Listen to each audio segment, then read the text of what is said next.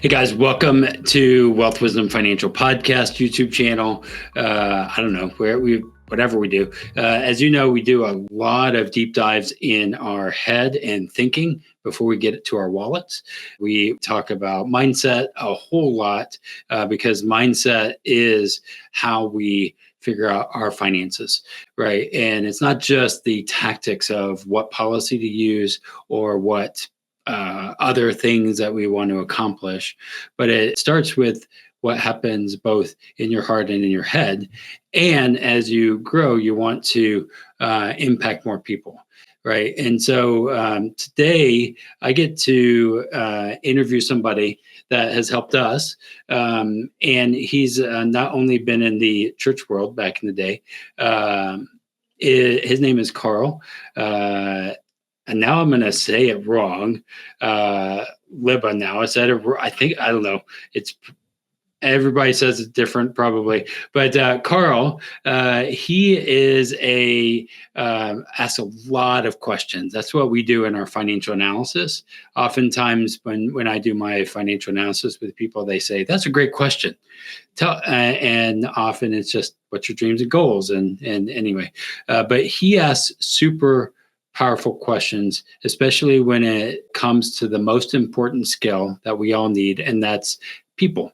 There are people, I don't know if you know this, but there's people in your life, people in my life, and we get to rub shoulders with them all the time. And understanding how people work is important. He's a founder of Curiosity Coach, where he helps leaders, teams, and entire companies improve how they communicate, collaborate, and grow together, from scaling startups to starting global brands like Lululemon. Carl has helped turn soft skills into serious results. And he has a playbook and some other things that I'll show you here in a little bit. But let's have Carl jump in. Let's talk about the people business and his whole thing of communicate. Hey, Carl, welcome. It's great to finally have you on the show. I know we've been talking about this for a while. Yeah, man, it's great to be on. Thanks for the invite. Yeah. So tell me, how did you get into the people business? I mean, literally, you're in the people business. Have you always been in the people business? Is there something else you did before? Yeah, I guess I would jokingly say we're all in the people business, because anything you do is people first. Even if you're building widgets on a factory floor, there are other people on the assembly line with you, and so you're always doing work with people for people. But my background, honestly, first started off as a touring musician, so I did that in my 20s, and then I was leading people inside organizations in my late 20s and early 30s. And then really for the last, I'm 44 now, so really for about the last 15 years, it's been around how do I grow and develop people and their soft skills and their emotional intelligence. And then I've owned my own consulting agency for the last 5 years called Curiosity. So the whole career has always been around people, but very specifically now in the last 5 years, having something that's completely my own, where I go in and I help, people with that. Our term for this is with their peopling. Because it's hard and it's messy and it's difficult, but it's also wonderful and exhilarating and necessary and creative. And so our desire is really, we're here to help raise people's emotional intelligence and their ability to do the soft skills and to enjoy each other while they do work worth doing. That's awesome. And I think I said your name wrong. I always say it wrong. Listen, like you joked about, there's no one way to say it because it's in a different language. Me being from South Africa, it's in Afrikaans. And so it's pronounced Lubbe, Carl, L-I-B-B-A, Carl Lubbe. Oh, see, there you go. I was like, I said it wrong. I knew. No, I think you were pretty close. You got closer than most. So you've worked with us. One of the things I think, and I've been church planter, we've run a couple businesses, and I feel like I'm pretty intuitive as being in this business. But in the early years of our marriage, we had this rule, number one rule, and in our business, and in our life, and even now, the number one rule. Do you know what it is? I don't. I'm very, very curious to find out what your number one rule is. Number one rule, number one, is communicate, communicate, communicate. Mm. And if you communicate, and we say it 3 times because you might have said it and then you said it wrong, and oftentimes it's miscommunication. It is, I thought I said this or I didn't say this. So I would say that's what you help. You're a communicator, helping people communicate. Do you see that as a challenge that you deal with in most teams, peopling, is they don't have that number one rule? I think it's, yeah, I don't think the rule is given its priority, as you've stated, in that number one space. I think there's also a confusion that communication isn't key, comprehension is. Mhm. So just because you think you've said something, the latest numbers show us that it takes about 13 times communicating something until somebody else understands it to the degree that you want them to. So this is true in our marriage. It's true on our teams. It's true if you're running a business and you're trying to communicate to a prospective client as to the problem you solve and the way that you can help them. And so it's this lifelong curiosity of, well, what are they hearing? Or are they in a space to receive this? Or is this genuinely helpful to them? All of these things are critical for the comprehension part, because communicating on its own can leave you a little bit self-righteous. Well, I said it. I told you what I needed. I told you what was. But if we aren't in that curious, compassionate space to go, yeah, but is this something they need? Are they in a space to hear it? Am I communicating it enough different ways that it's increasing the possibility of them comprehending it? It's the marriage of communication and comprehension, I think, that is critical. And then as you're thinking about that, is that whole idea, your thing is curiosity. Mm-hmm. How is, as I do financial analysis, I ask, what are your dreams and goals? And they say, that's a great question. I'm just curious, why do you put 12% in your 401k when they only match 4? Mm-hmm. Those are some that I just, and they're like, that's a great question. I don't know. So how did curiosity come into play for you, and how can we be more curious, and at the same time, not just with others, but with ourselves? That's a beautiful end to the question there, Brandon. So I think curiosity has 3 places. First, it's internal, then it's local, then it's global. So internal is, how can you get curious about the things that you need in the world? So really, let me restate that. The internal space is, how do I get curious about what it is that I need? Then it's getting curious about locally, what do my partner, my kids, my friends, the people closest to me, my team at the company, what do they need? And then lastly, what does the entire organization or the community or the world need? And developing that muscle of curiosity, we think, is so important, because I think the world needs better questions, not simpler answers. Because what happens is, the more you age, the more you think you know, the more power you accumulate, the less curious people become. And it's a real tragedy. Age and experience, if used properly, should engineer more and more curiosity. Because we know from the healthiest older people that they'll go, oh, I know less now than I did before. And I'm only more curious. I'm only more interested in the world. And so for me, we've built the entire company around this, is helping leaders learn how to ask better questions. I'll give you an example of this. So if you go to a networking event, what's typically one of the first questions that you ask somebody geographically? You go, where are you from? Yep. And unless they have a very interesting answer, now I get to cheat. I live in the US. I'm from South Africa. So if I go, oh, I'm from South Africa, I either will tell me about their desire to go there, or that they've been there, or that they've wanted to go on safari. But for most people, if they're like, oh, I'm from Bentonville, Arkansas, unless you're going, oh, that's the headquarters of Walmart, that's particularly interesting to me. Most people are going, it came in one ear and out the other. And so it is a fine question. It is not a good or a great question. A better question for your next networking event would be like, hey, what's your favorite thing about where you're from?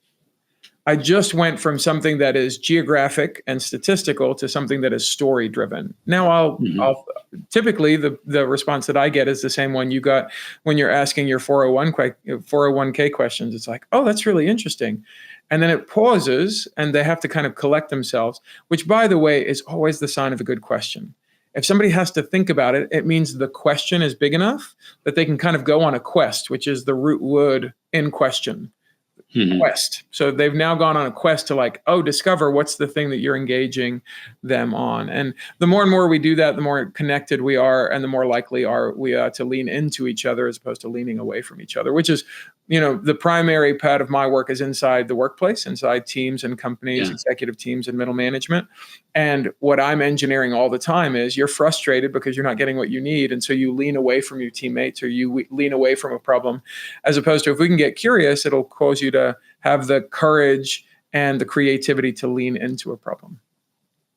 That's awesome. One of the things I heard too is as people have listened to our podcast and know us, one of our principles, and as our former business, is Overflow. And the principle of Overflow is your connection to a higher power, something deep, and then that'll flow into your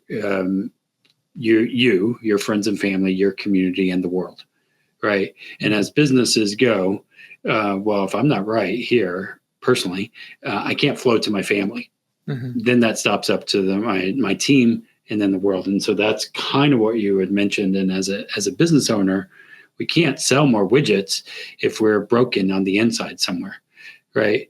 Whatever that is. And so the Overflow principle is something that I've thought about a lot, in that I used to use it to sell coffee. This is our old coffee shop, actually. And I used that idea, and the widget was coffee. I had a team of people that helped me do that. I still have this kind of thing, Overflow principle, but it's with finance. It's with money and with life insurance and all the things. But asking good questions is the underlying thing. And I love the quest in questioning, because that's what we call our things in our community is quests. I didn't even know that. And so that was something I was thinking about. Now, asking you about this from a faith perspective, one of my friends says that he has Renaissance time. And so they spend a lot of time reading old books and having some time thinking time. How often would you say is important for you to have that kind of time to ask yourself questions, reflecting personally? Well, it's a very good question. And I get to cheat when it comes to this. So I would say my answer to this will be descriptive of my experience, not prescriptive to anybody else. Yeah.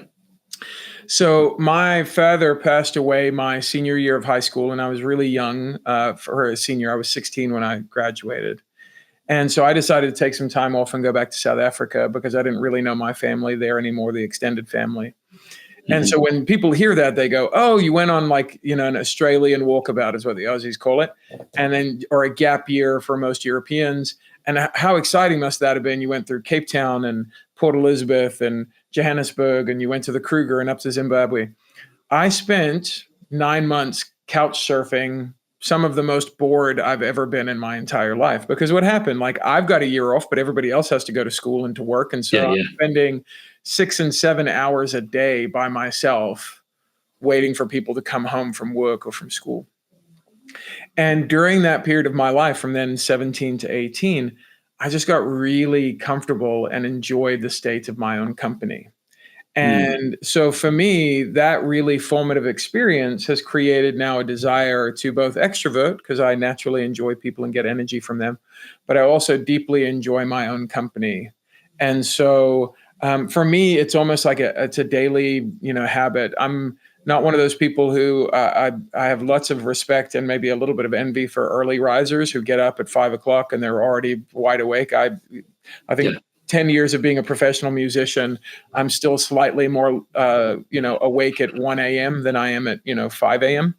And so I just find mine as weaving it into the day in ways where it doesn't have to be an hour-long sabbatical where I'm reading the classics and getting quiet time. It's going, when I get in the car to go to my next meeting Mhm. now at 1 o'clock, I just won't have the radio on. I'll have the windows down, and it's just a little bit of quiet, reflective, enjoy my own company, ask a question. What am I processing? What's coming up for me? And so those have become daily attitudes. And one of the things I learned really was fortunate enough to come across really early in my spiritual formation as well is that neurologically, emotionally, and spiritually, you're wired to work from rest, not rest from work.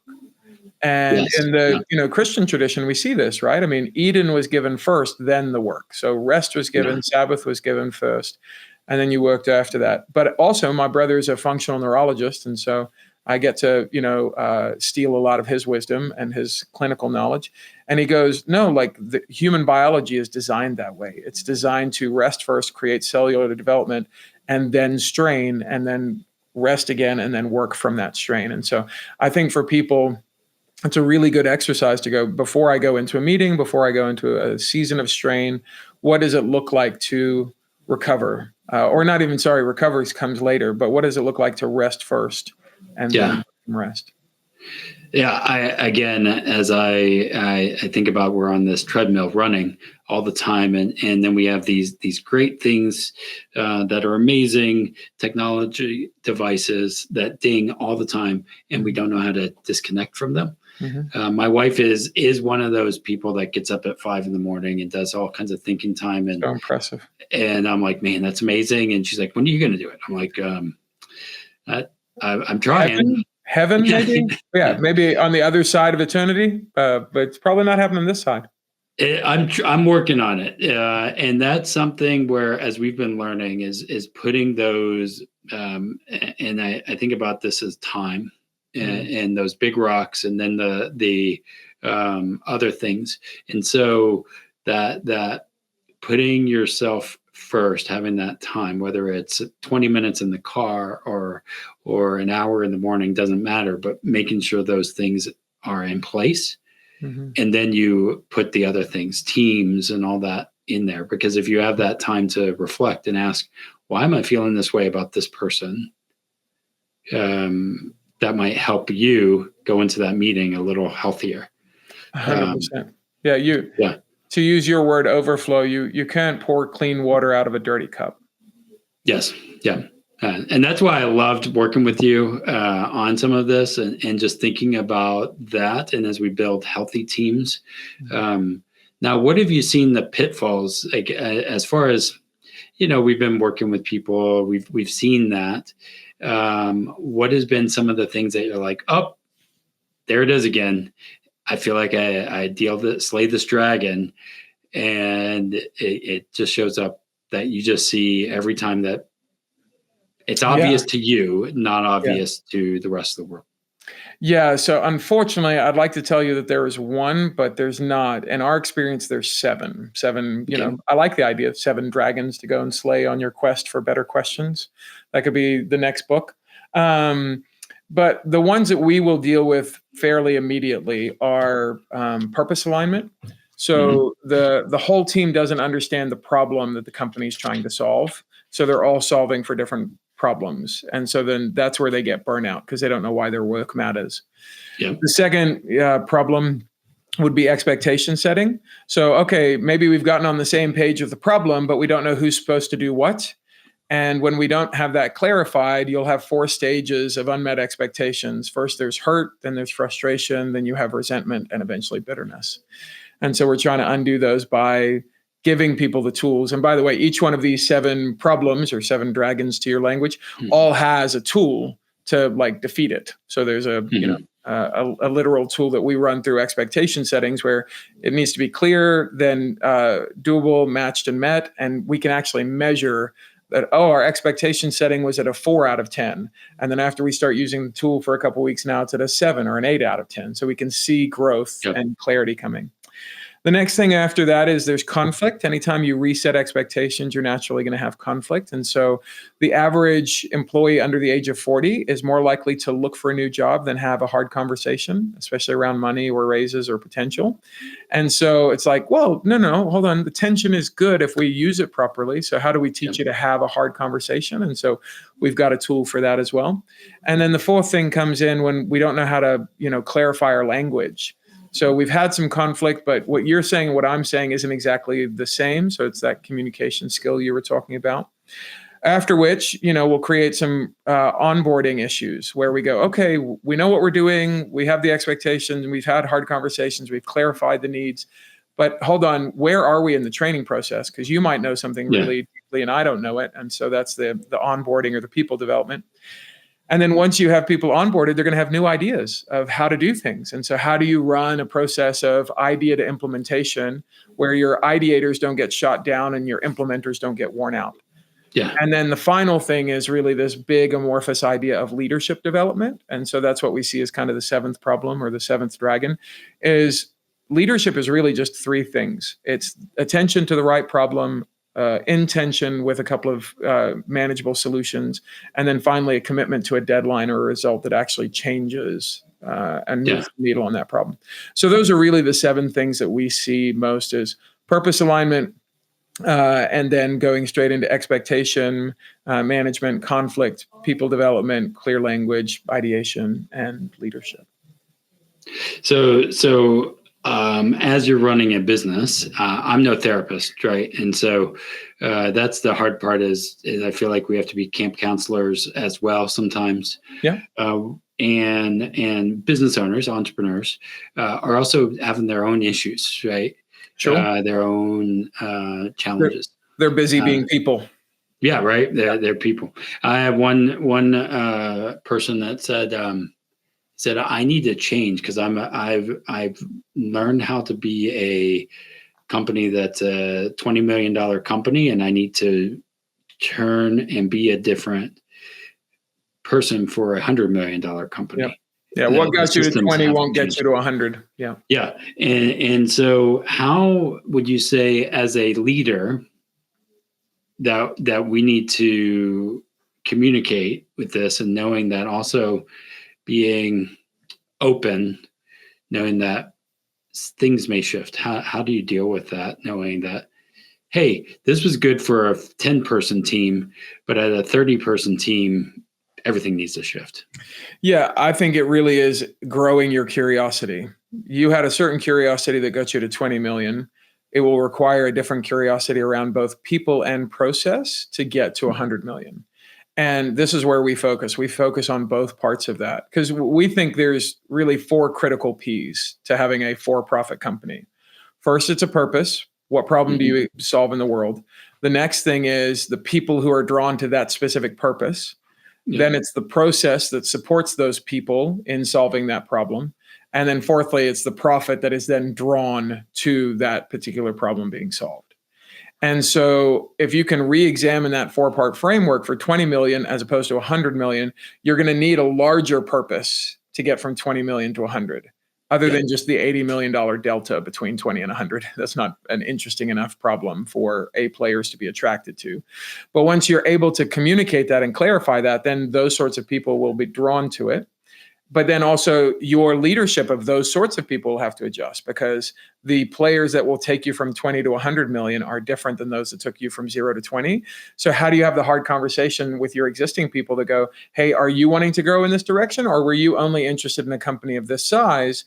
And do we either need to find you a different place within the organization, or do we need to help you find a different organization who's solving a different problem for this next season of your professional life?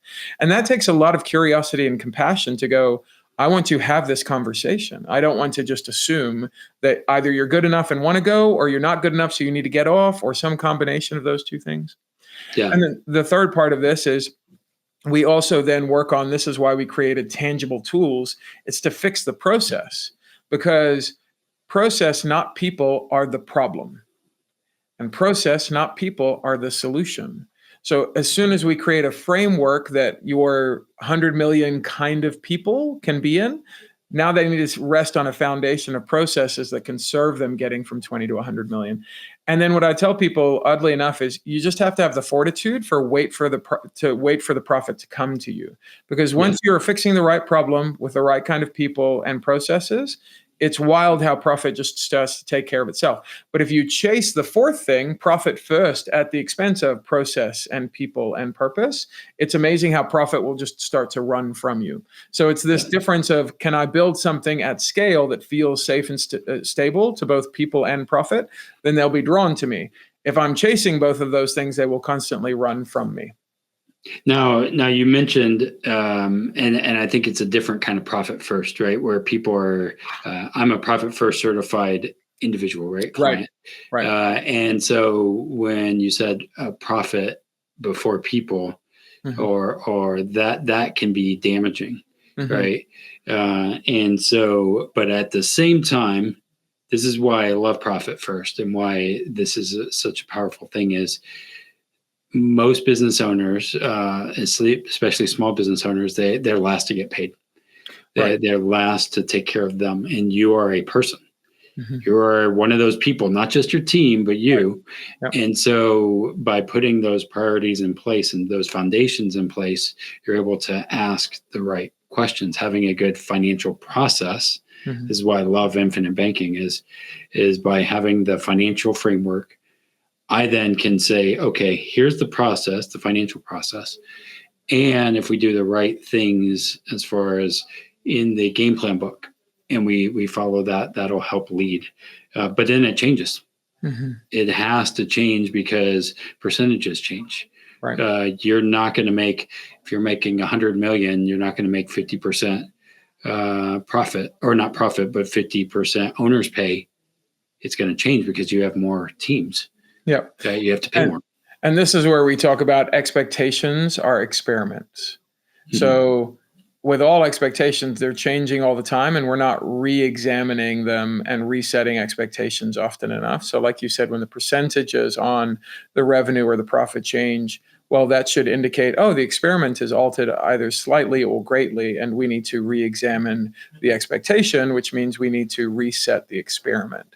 And so, to your exact point, I too am a proponent of profit first in terms of paying ownership, or paying the founders or the leaders, because even in that micro example, right, they started with a purpose, then they were the person, then they created a process to go and garner revenue, and then now there's profit. And even at a micro level, at a lemonade stand, like, it went from idea and problem to solution and profit within an afternoon.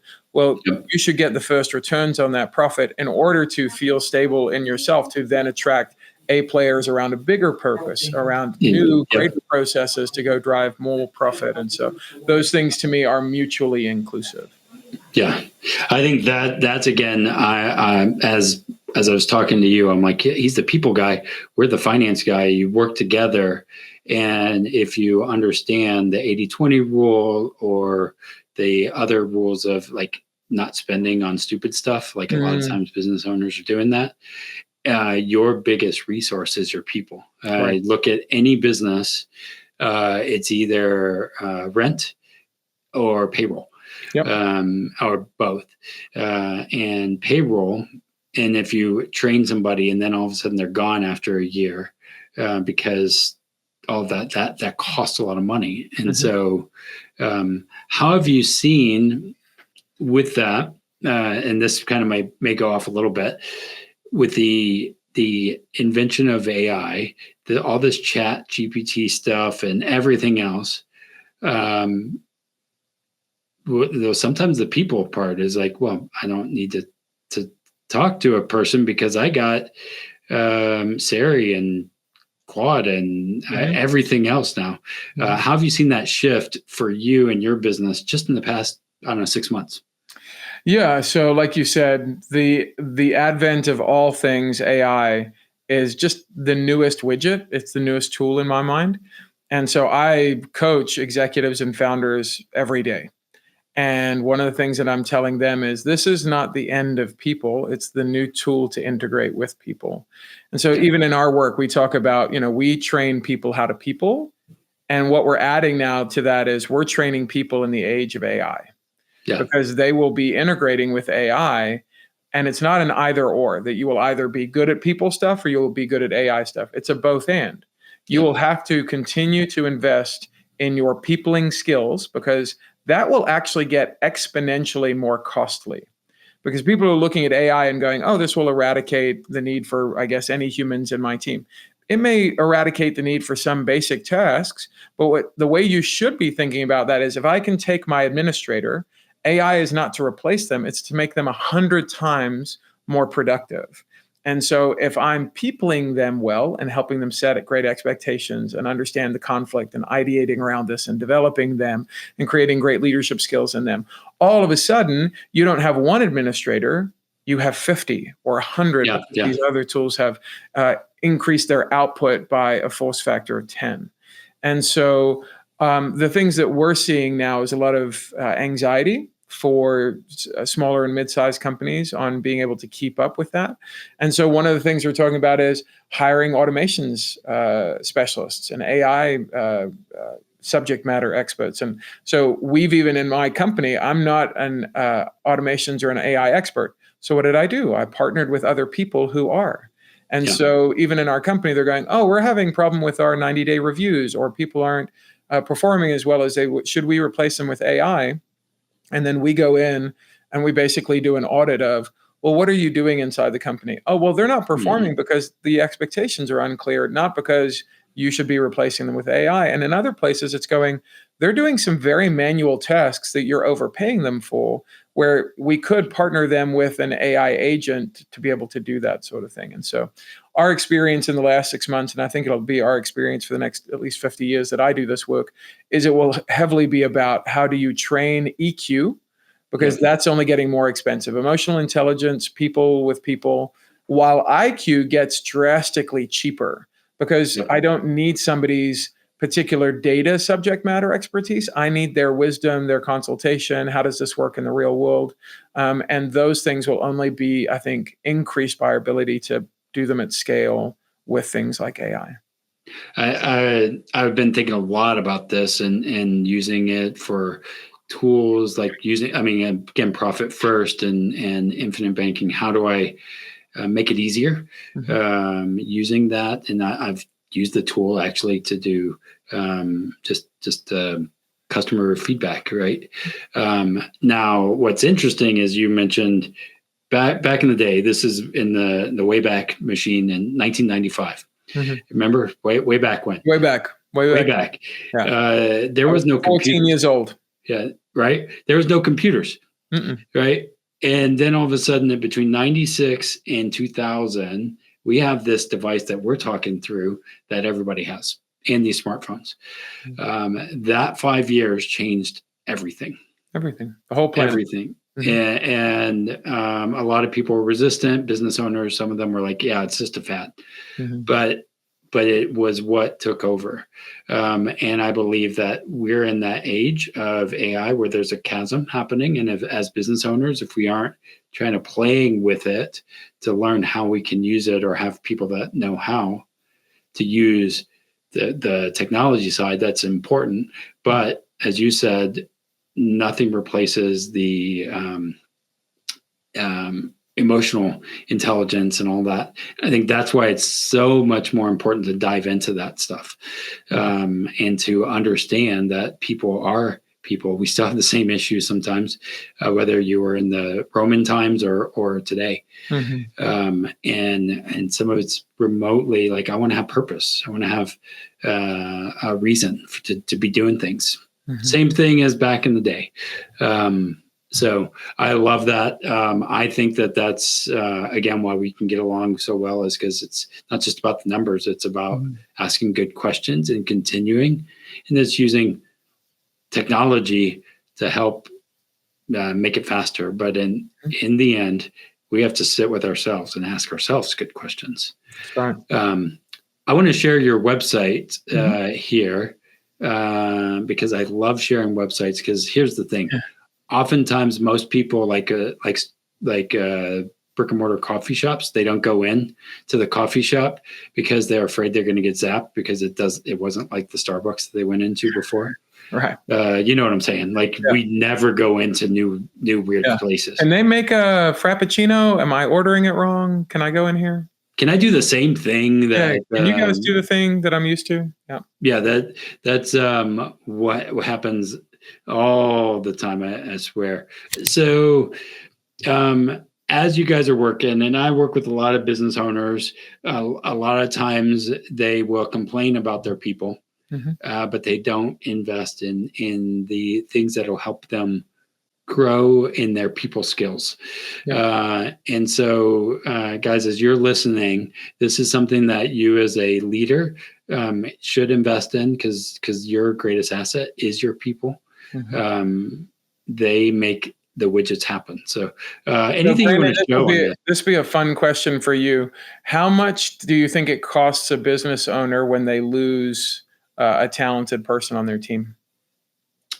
Depends. I would say at least 30 or 40,000, probably, because of the cost of training.